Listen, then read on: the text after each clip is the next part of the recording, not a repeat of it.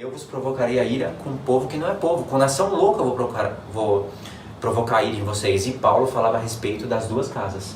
Ele finaliza o assunto em Romanos 11, colocamos até aqui. Romanos 11:11 diz assim: pergunto, pois, porventura tropeçaram para que caíssem? De modo nenhum, mas pela sua transgressão veio a salvação aos gentios. Aí a gente deu um salto para Romanos 11:25. Foi bem resumido esse salto. Porque não quero, irmãos, que ignoreis este mistério, para que não sejais presumidos em vós mesmos, que veio endurecimento em parte a Israel, até que haja entrado a plenitude dos gentios. E assim, todo Israel será salvo. Todo o Israel será salvo. Como está escrito, virá de Sião o libertador, e ele apartará de Jacó as impiedades. Esta é a minha aliança com eles quando eu tirar os seus pecados. Quanto ao Evangelho, são eles inimigos por vossa causa. Quanto, porém, à eleição, amados por causa dos patriarcas. Porque os dons e a vocação de Deus são irrevogáveis. Porque assim como vós também outrora fostes desobedientes a Deus, mas agora alcançastes misericórdia à vista da desobediência deles, assim também estes agora foram desobedientes, para que igualmente eles alcançassem misericórdia, à vista do que vos foi concedida. Agora o verso-chave. Porque Deus a todos, encerrou na desobediência, a fim de usar de misericórdia para com todos. Acabou a inveja. Acabou a inveja. Se houver arrependimento, a misericórdia de Deus incide sobre a vida e aí ele proclama a paz entre os irmãos. Então a inveja... Ficou claro essa parte, irmãos? Essa quarta parte? Que existiu a inveja de Judá, mas de antemão tinha uma inveja de Efraim. Quando o Efraim volta, Judá se manifesta, chia, e aí o pai, na parábola, começa a reconciliar os dois reconcilia os dois irmãos. O irmão chama, esse teu filho. O pai fala, esse teu irmão. É importante que nós nos regozijemos e nos alegremos na presença dele, porque ele estava perdido, estava morto, e agora ele está com a gente. Você vê que, nas entrelinhas dessa parábola, quando a gente fala aqui no contexto da ovelha perdida e a dracma perdida, que dois estão perdidos, tanto que está fora, que expressou o seu sentimento e a sua vontade e colocou em prática e foi embora, ele levou o que tinha para levar, e o outro que fica, que tem o mesmo pensamento do que foi, mas fica porque quer fazer a vontade do pai, mas na verdade o que ele queria de verdade era fazer o que o outro irmão fez, sair e ir embora, mas ele fica achando que está enganando o pai. Pedro, como é que você pode provar isso? No próprio texto da parábola. Quando o irmão volta, ele coloca as garras de fora. Ele coloca à tona a realidade da personalidade dele. Ele joga na face do pai. O senhor não me deu nem um novilho para comemorar com meus amigos? E para esse que gastou o teu dinheiro todo, você dá tudo isso? Existe misericórdia nesse irmão? Existe misericórdia em Judá? Olha para quem Jesus está falando na parábola, fariseus e escribas. Esses homens eram cumpridores da lei, mas não tinham misericórdia. Quando a gente olha para a parábola do bom samaritano, que a gente não colocou aqui, mas é um texto que todos os irmãos conhecem, Jesus Cristo ele usa como exemplo só os homens da lei, os sacerdotes, fala de levita, fala de escriba, que estão caminhando e passam pelo lado daquele cara que foi roubado e agredido. E quem que cuida daquele homem? Um efraimita, samaritano. De propósito, Jesus falou isso. De propósito, mostrando que o gentil estava com misericórdia. E o judeu, cumpridor da lei, do coentro e do cominho, que seguiam à risca toda a lei de Moisés, não tinham o princípio básico do que a lei queria dizer, que é a misericórdia a respeito do próximo. Eles não tinham isso no coração. E Jesus, nessas três parábolas, que eu chamo de uma parábola só, ele está abordando e exortando aos judeus da época. Jesus sendo judeu, na parábola do samaritano, Samaria aponta para Efraim, que aponta para as 10 casas, e cai aqui. Mas na parábola dá a entender que ele se coloca como samaritano, sendo judeu. O bom samaritano, ele entrega a pessoa ferida, dá o que é necessário e fala, se te faltar alguma coisa, quando eu voltar, eu te restituo. Nessa hora, Jesus Cristo, ele está unindo as 12 tribos nessa parábola. Essa não foi a condição para a vida eterna? Foi. Um perguntou para ele, o que eu faço para ter a vida eterna? E Jesus dá um exemplo.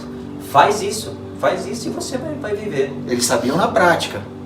Nessa parábola do bom samaritano, ele pergunta o que é preciso para fazer. Quem é o meu próximo? Jesus Cristo dá o exemplo. Na vida dele. E se coloca como gentio, porque para Jesus Cristo, aquele corpo que está nele é de judeus e gentios, não é só de judeus. Ele se coloca, ele mostra o seu lado gentio, e usando a misericórdia como exemplo. E aí chegamos aqui na quinta parte da parábola, que é o regozijo da família, ao qual o pai, ele abraça os 2 filhos, explica para o outro que tudo que ele tem é dele também, e que ele devesse se alegrar e regozijar, porque aquele irmão dele estava perdido e voltou, estava morto e reviveu.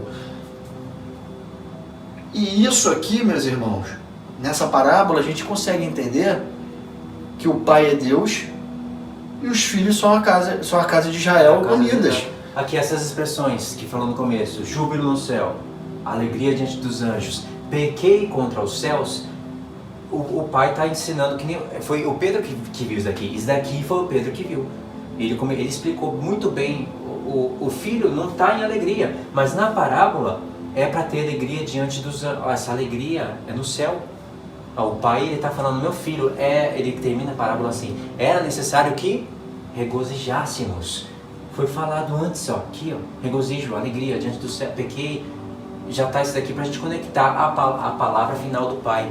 Meu filho, é necessário que a gente se alegre. Porque nas 3 parábolas, o final é regozijo e júbilo no céu. O céu aqui estava na terra, nessa parábola. No pai e nos 2 filhos. As 2 casas de Israel. Agora, o que se passou na cabeça do nosso Senhor Jesus Cristo para ele aplicar essa parábola nesse devido tempo? O que ele pensava? Da onde ele buscou essas informações para montar essa história? E essa é a parte mais tremenda desse estudo, irmão. Se você assim já está cansado de assistir um pouco, dá uma pausa aí no telefone, no computador, vai beber uma água, toma um café e volta atento, porque aqui é a revelação dessa história. Essa é a linha do tempo final. É a 4ª linha. Em 4 pontos, né? Deus das 12 tribos. Aqui tem essa frase. O preto significa? A parábola. Essa parábola aqui do filho perdido. E o vermelho é o que tem no profeta. O pai ouviu de longe se me deixou ver. Arrependimento, choro e súplicas. E aqui a nova aliança, em Jeremias 31. Irmão, isso aqui é lindo. Isso aqui é tremendo. Eu vou assim, no início de Jeremias, ele fala no início que ele é o Deus das 12 tribos, né? Isso é em Jeremias 31 que fala isso? 31. É onde a gente marcou. Deus ele já começa, Jeremias 31, falando que sou Deus das 12 tribos. Ele não é Deus só de Judá ou Deus só da casa de Israel com cabeça Efraim. Ele é Deus das 12 tribos. Aqui, no verso 1 diz, naquele tempo, seria até necessário ler antes, eu falei para o Pedro, mas era muita coisa para ler. Jeremias 30 é tipo naquele tempo, que tempo? Mas é um tempo em que ele diz, serei o Deus de todas as tribos e elas serão o meu povo. Justo num profeta, ele já armou aqui o texto, já vai falar das 2 casas mais para frente.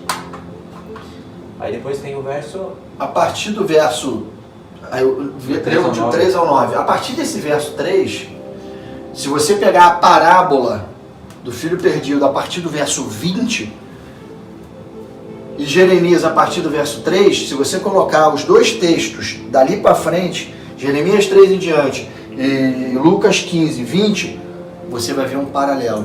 Vai sair isso daqui, ó. Parece um evangelho, parece que Jeremias vira um evangelho sinótico. E você vai começar a enxergar a parábola do filho perdido dentro de Jeremias. Foi da onde Jesus tirou toda essa história.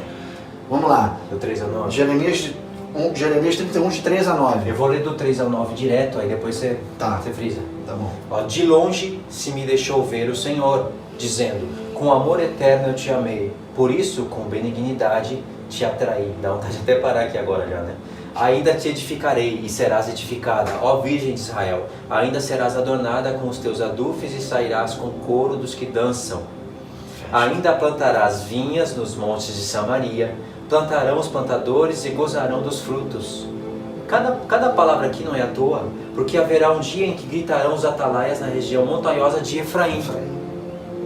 Por que tem aparecido Efraim aqui? Levantai-vos e subamos a Sião, ao Senhor nosso Deus. Efraim não foi rejeitado? Porque assim diz o Senhor, cantai com alegria a Jacó, exultai por causa da cabeça das nações, proclamai, cantai louvores e dizeis, salva, Senhor, o teu povo, o restante de Israel. Aqui, ó, restante. É o que Paulo usa em Romanos. Um resto voltará. Eis que eu os trarei da terra do norte e os congregarei das extremidades da terra. E entre eles também os cegos, os aleijados, as mulheres grávidas, as de parto. Olha de onde saem as coisas que Jesus fala. E em grande congregação voltarão para aqui. Ó, um resto voltará. Virão com choro e com súplicas os levarei. Guiá-los-ei aos ribeiros de água, por caminho reto em que não tropeçarão. Porque eu sou um pai para Israel, Efraim é o meu primogênito. Que show, Irmãos, vocês conseguiram ver grande parte dessa parábola agora nesse texto de Jeremias 31, de 3 a 9? Irmãos, é tão tremendo isso. A conexão do que está escrito na parábola no verso 20, o pai o viu de longe. E no verso 3, de longe se me deixou ver. É um momento em que o filho está voltando de longe e o pai está o vendo de longe. O que acontece depois disso na parábola? O pai o recebe, o abraça, lhe fala palavras de carinho e lhe adorna com vestimentas e com uma nova aliança, uma aliança no dedo, nova aliança. O filho volta o que é preciso para você entrar na nova aliança? É preciso arrependimento. O filho volta arrependido e o pai coloca uma aliança no dedo dele, lhe coloca a sandália nos pés e lhe dá uma roupa nova. Irmão, você consegue entender o que está sendo dito nessa parábola?